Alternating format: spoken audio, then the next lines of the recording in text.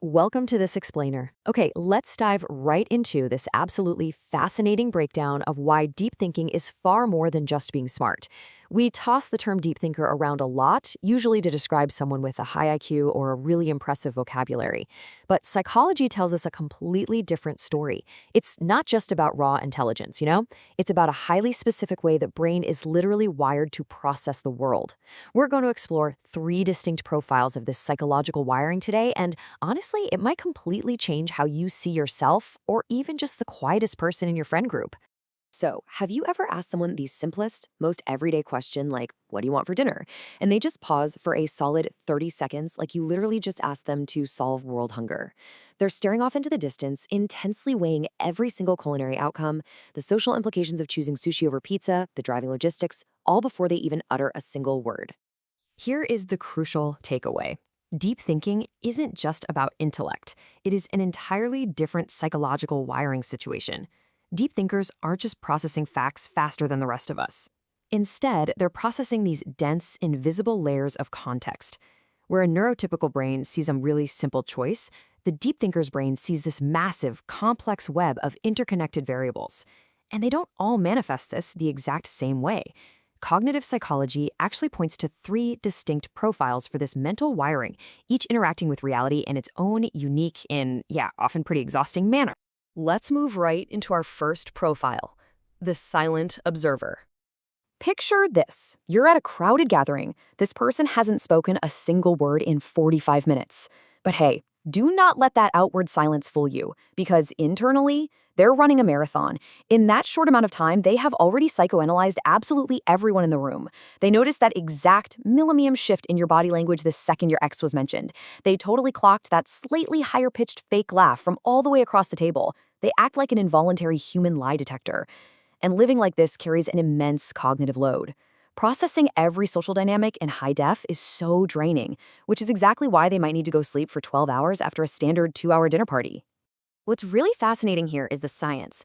They aren't being quiet because they're just shy or socially anxious.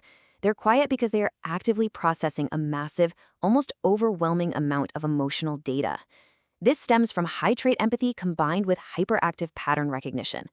Their nervous system is actually physically responding to the emotional states of the people around them. Their brain is just constantly scanning, reading microexpressions, compiling behavioral data.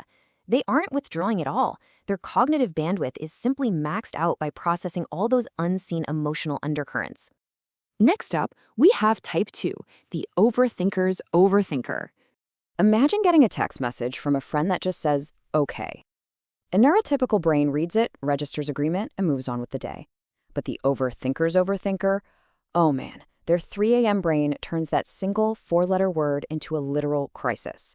They are analyzing the punctuation, the timing, the lack of an emoji. Was that period passive-aggressive? Are they secretly furious? Did I just ruin a 10-year friendship? And it's not just a fleeting thought. We're talking physical symptoms, a racing heart, a knot in the stomach, just staring at the ceiling, unable to sleep over a completely neutral text. Psychologically speaking, this is rumination in action. It's a state where the brain literally cannot stop seeking closure and problem resolution. But to really get this, you have to look at it as an evolutionary glitch. Human brains evolved to solve physical threats, like escaping a predator. But the overthinker's brain misinterprets emotional ambiguity, like that vague text, as an actual survival threat. The brain goes into overdrive, treating a social mystery as a life-or-death puzzle that absolutely must be solved to restore safety.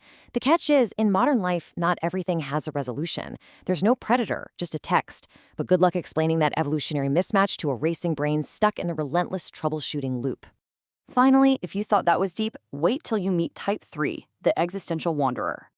You know this friend. You ask them a basic, polite question like how their weekend was, and somehow, within 2 minutes, you are deep in a debate about whether human free will actually exists.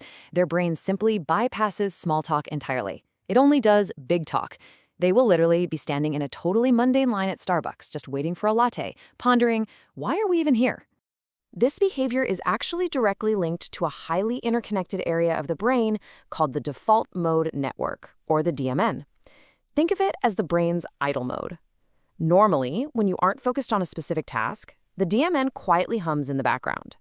But for the existential wanderer, this idle mode is anything but quiet. Their DMN is chronically hyperactive. It lights up like a fireworks display during moments of reflection, driving this intense creativity and prompting massive, unanswerable cosmic questions. While most people are passively resting their minds, the existential wanderer's brain is burning incredible amounts of energy, exploring the universe and the fabric of reality. Their resting state is, quite literally, a state of profound philosophical labor. So, as we review these three distinct slices of the deep thinking pie, the pattern recognition of the observer, the relentless rumination of the overthinker, and the cosmic curiosity of the wanderer, it's time to turn the mirror onto yourself. Which type are you? Are you the silent observer taking in every single microexpression? The existential wanderer bringing up the nature of the universe at breakfast? Or are you the overthinker, currently spiraling and overanalyzing exactly which of these categories you fit into best? If this explainer made you feel weirdly intimately seen today, well, doesn't that inherently prove you're a deep thinker yourself? Think about that for a second. Keep asking those big questions, and thanks for exploring the mind with me today.